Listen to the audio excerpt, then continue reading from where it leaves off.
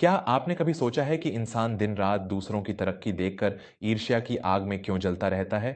क्यों हम अक्सर दूसरों का हिस्सा छीनने की कोशिश में अपनी ही रातों की नींद हराम कर लेते हैं?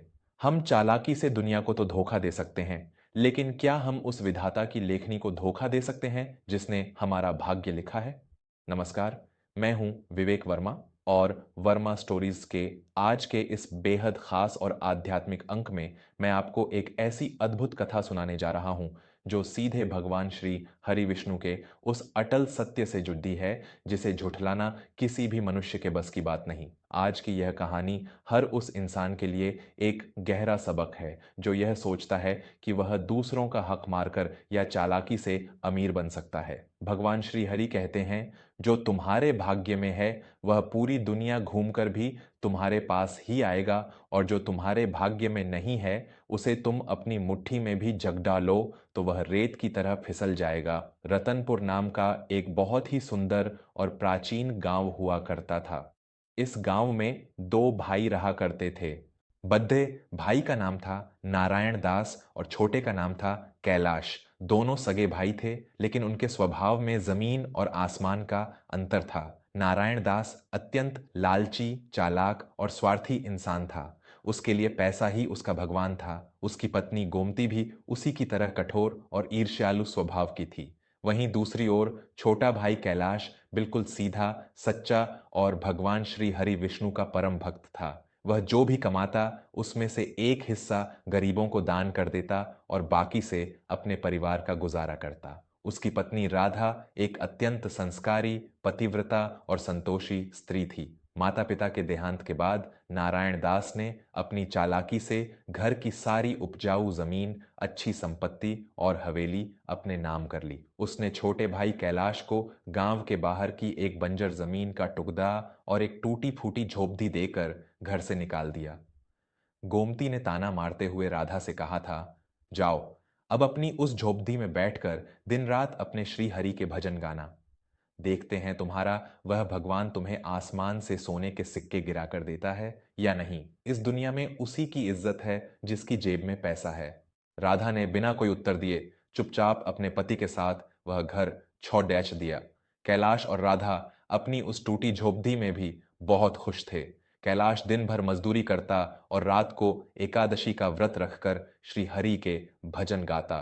कुछ समय बीता। एक दिन रतनपुर गांव में एक बहुत ही पहुंचे हुए सिद्ध संत गुरु वेद प्रकाश जी का आगमन हुआ। गुरु वेद प्रकाश जी को भविष्य देखने की अद्भुत सिद्धि प्राप्त थी। पूरा गांव उनके दर्शन के लिए उमद्दिएच पद्दा। नारायण दास भी अपनी पत्नी के साथ वहां पहुंचा ताकि वह संत जी से अपने व्यापार को और बढ़ाने का कोई उपाय पूछ सके। उसी भिड्डा में पीछे की तरफ कैलाश भी हाथ जोधे खद्धा था। गुरु वेद प्रकाश जी की नजर भीड्डा में खद्दे कैलाश पर पड़ी। उन्होंने अपने शिष्यों से कहकर कैलाश को आगे बुलवाया। कैलाश ने संकोच के साथ आगे बढ़कर गुरुजी के चरण स्पर्श किए। गुरुजी ने कैलाश के माथे का तेज देखा और फिर उसका हाथ अपने हाथ में ले लिया। कुछ देर तक हाथ की रेखाएं देखने के बाद गुरुजी के चेहरे पर एक बड़ी ही अलौकिक मुस्कान आ गई। बेटा कैलाश, तेरी भक्ति और तेरे संतोष ने भगवान श्री हरि का हृदय जीत लिया है।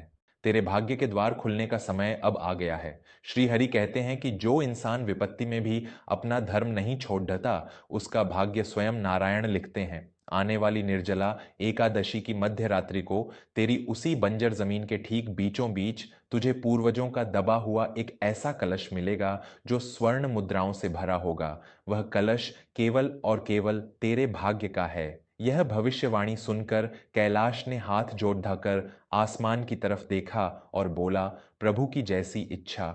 मेरे लिए तो श्री हरि का नाम ही सबसे बड़ा धन है गुरुदेव। लेकिन पास ही खद्दा नारायण दास यह सब सुन रहा था। सोने के कलश की बात सुनते ही उसकी आंखों में लालच की चमक आ गई। उसका लालची मन तेजी से योजनाएं बनाने लगा। यह कैसे हो सकता है?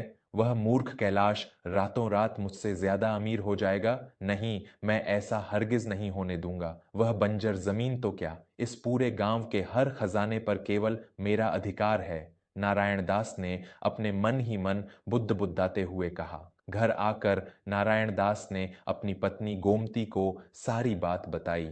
दोनों ने मिलकर एक बेहद ही कुटिल चाल चली। एकादशी आने में अभी 3 दिन बाकी थे। अगले ही दिन नारायण दास कैलाश की झोपड़ी पर पहुंचा। उसने झूठे आंसू निकालते हुए कैलाश को गले लगा लिया। मेरे छोटे भाई, मुझे रात भर नींद नहीं आई। मुझे अपने किए पर बहुत पछतावा हो रहा है। मैंने तुझे यह बंजर जमीन देकर बहुत बद्धा पाप किया है। मैं अपना यह पाप धोना चाहता हूं। तू यह बंजर जमीन मुझे दे दे और इसके बदले में मेरी वह उपजाऊ जमीन ले ले जो नदी के किनारे है। कृपया मुझे मना मत करना, वरना मैं कभी खुद को माफ नहीं कर पाऊंगा। कैलाश का हृदय बहुत कोमल था। उसे लगा कि उसके बड्डे भाई को सचमुच अपनी गलती का एहसास हो गया है। उसने बिना किसी शक के तुरंत उन कागजातों पर अंगूठा लगा दिया और अपनी बंजर जमीन बद्दे भाई को सौंप दी। नारायण दास खुशी से फूला नहीं समा रहा था। वह मन ही मन अपनी बुद्धिमानी पर हंस रहा था कि कैसे उसने एक उपजाऊ जमीन का छोटा सा टुकड़ा देकर सोने की मुद्राओं से भरा कलश अपने नाम कर लिया। निर्जला एकादशी की रात आई। आसमान में घने बादल छाए हुए थे और चारों तरफ सन्नाटा था। नारायण दास ने एक फावद्दा लिया और चुपके से उस बंजर जमीन के बीचों बीच पहुंच गया। वह पागलों की तरह जमीन खोदने लगा। कुछ देर बाद उसके फावदे से एक धातु के टकराने की आवाज आई। उसका दिल जोर से धड़कने लगा। उसने जल्दी जल्दी मिट्टी हटाई और देखा कि एक बहुत ही पुराना बद्दा सा तांबे का कलश वहां दबा हुआ है। नारायण दास ने पूरी ताकत लगाकर उस कलश को बाहर निकाला। कलश का ढक्कन बहुत मजबूती से बंद था। उसने सोचा कि यहां खोलना सुरक्षित नहीं है, कोई देख लेगा तो हिस्सा मांगेगा। वह भारी कलश को उठाकर हांफता हुआ अपने घर पहुंचा। घर के अंदर गोमती दरवाजे पर ही इंतजार कर रही थी। दोनों ने अंदर से कमरे की कुंडी लगाई।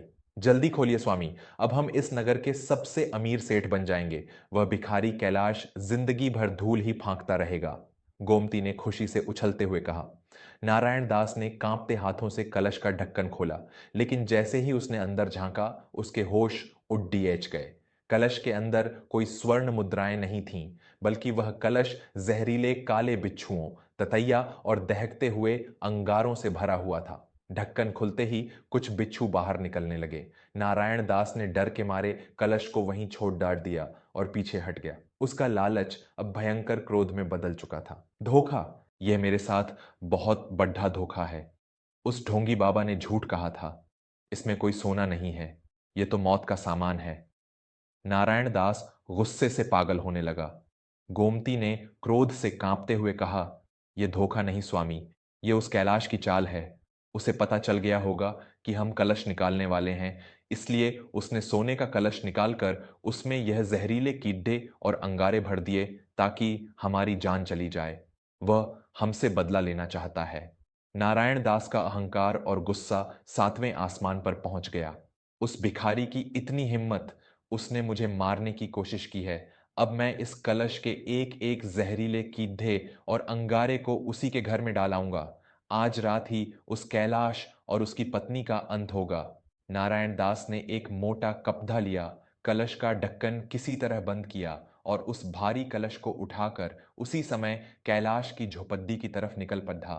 रात के तीसरे प्रहर का समय था। कैलाश और राधा अपनी झोपड़ी के अंदर भगवान श्री हरि के चरणों में बैठकर एकादशी का जागरण कर रहे थे।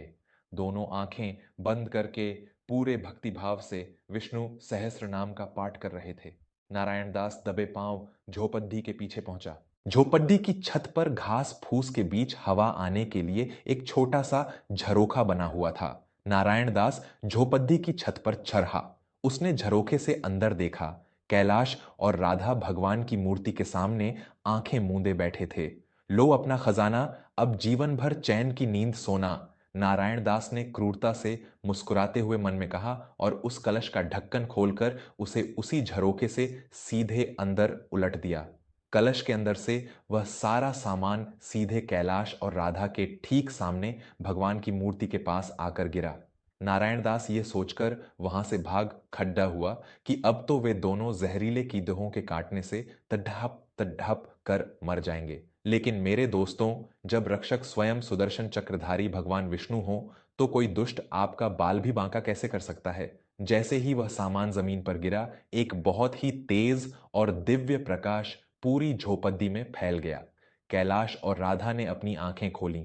उन्होंने जो देखा उस पर उन्हें अपनी ही आंखों पर विश्वास नहीं हुआ।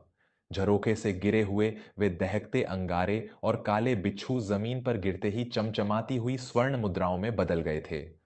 पूरी झोपड़ी के फर्श पर सोने के सिक्कों का ढेर लग गया था। भगवान श्री हरि की मूर्ति के चेहरे पर एक अद्भुत मुस्कान छाई हुई थी। राधा की आंखों से आंसू बहने लगे। उसने दोनों हाथ जोड़ ढाकर कहा, हे मेरे पालनहार, यह कैसा चमत्कार है। किसी ने छत से हमारे लिए यह सोने की बारिश कर दी। कैलाश ने स्वर्ण मुद्राओं को माथे से लगाया और गदगद कंठ से बोला, यह किसी इंसान की बारिश नहीं राधा, ये मेरे नारायण की कृपा है। गुरु वेद प्रकाश जी की वाणी सत्य सिद्ध हुई। ये उसी खजाने की मुद्राएं हैं जो मेरे भाग्य में लिखी थीं। अगली सुबह यह बात पूरे गांव में आग की तरह फैल गई कि कैलाश की झोपड़ी में रात को छत फाड़ कर सोने की बारिश हुई है। जब यह खबर नारायण दास और गोमती के कानों में पड़ी तो उनके पैरों तले जमीन खिसक गई। नारायण दास दौड़ता हुआ कैलाश की झोपड़ी पर पहुंचा। उसने देखा कि सचमुच कैलाश के घर में वही कलश रखा है और उसमें स्वर्ण मुद्राएं भरी हुई हैं। नारायण दास अपना सिर पकड़कर वहीं जमीन पर बैठ गया। उसे अब सारी बात समझ आ रही थी। भगवान का न्याय और भाग्य का खेल अब उसकी आंखों के सामने शीशे की तरह साफ था। जो कलश उसके लिए बिच्छू और अंगारे था, वह कैलाश के लिए सोना बन गया था। कैलाश ने अपने बड्ढे भाई को जमीन पर बैठा देखा तो वह दौड़कर उसके पास आया। उसने बड्ढे ही प्रेम से नारायण दास को उठाया और सोने के सिक्कों से भरी एक थैली उसके हाथों में रखते हुए कहा, भैया, आप यहाँ जमीन पर क्यों बैठे हैं? देखिए, भगवान ने हम पर कितनी बड़ी कृपा की है। इसमें आधा हिस्सा आपका है। आप मेरे बड्ढे भाई हैं, इस पर आपका भी पूरा अधिकार है। कैलाश की यह निस्वार्थ भावना और उसका प्रेम देखकर नारायण दास का पत्थर जैसा दिल पिघल गया। उसका सारा अहंकार, सारी ईर्ष्या आंसुओं के रूप में बह निकली। वह अपने छोटे भाई के पैरों में गिर पड़ा और फूट फूट कर रोने लगा। मुझे माफ कर दे मेरे भाई, मैं तेरा अपराधी हूं। मैं बद्धा होकर भी छोटा रह गया और तू छोटा होकर भी मुझसे बहुत बड़ा है। यह खजाना मैंने ही बीती रात तेरी जमीन से निकाला था, पर मेरे लालच के कारण मुझे इसमें सिर्फ अंगारे और बिच्छू दिखे। तुझे मारने के लिए मैंने ही इसे तेरी छत से नीचे फेंका था, पर भगवान ने मुझे मेरी औकात दिखा दी। श्री हरि ने मुझे यह समझा दिया कि जो भाग्य में नहीं है वह हाथ में आकर भी जहर बन जाता है, और जो भाग्य में लिखा है उसे दुश्मन भी खुद अपने हाथों से घर देकर जाता है। उस दिन के बाद नारायण दास का पूरा जीवन बदल गया। उसने अपनी सारी चालाकी और बेईमानी छोड़ दी। उसने अपना सारा व्यापार ईमानदारी से शुरू किया और अपना जीवन भगवान की भक्ति में लगा दिया। तो दोस्तों, यह है भगवान श्री हरि का वह न्याय जो कभी किसी के साथ पक्षपात नहीं करता। हम इंसान अपने छोटे से दिमाग से यह सोचते हैं कि हम किसी को धोखा देकर, किसी का हक मारकर या किसी को नीचे गिराकर बहुत ऊपर उठ जाएंगे, लेकिन हम भूल जाते हैं कि ऊपर वाले का बही खाता बहुत पक्का होता है। आप किसी इंसान का धन तो छीन सकते हैं, लेकिन आप उसका भाग्य नहीं छीन सकते। जो निवाला आपके नाम का है वह आपके मुंह तक जरूर आएगा, और जो आपके नाम का नहीं है वह आपके गले से नीचे नहीं उतर सकता। इसलिए कभी किसी दूसरे की तरक्की देखकर जलिए मत। कभी अपने स्वार्थ के लिए किसी को धोखा मत दीजिए। अपना कर्म पूरी ईमानदारी से कीजिए और बाकी सब उस ऊपर वाले पर छोड़ डेच दीजिए। अगर आज की यह भावपूर्ण और सत्य को दर्शाने वाली कथा आपके हृदय तक पहुंची हो तो इस कहानी की सीख को अपने जीवन में जरूर अपनाइएगा। इस कहानी को अपने अपनों तक भी पहुंचाएं ताकि वे भी ईर्ष्या और लालच के इस भ्रम जाल से बाहर निकल सकें। मैं हूं आपका दोस्त विवेक वर्मा। भगवान श्री हरि विष्णु आपके और आपके परिवार के जीवन में हमेशा सुख, शांति और समृद्धि बनाए रखें। इसी कामना के साथ मैं आपसे विदा लेता हूं। मिलूंगा अगली बार एक और ऐसी ही हृदय स्पर्शी कहानी के साथ। तब तक के लिए अपना और अपने परिवार का बहुत बहुत ख्याल रखें। नमस्कार।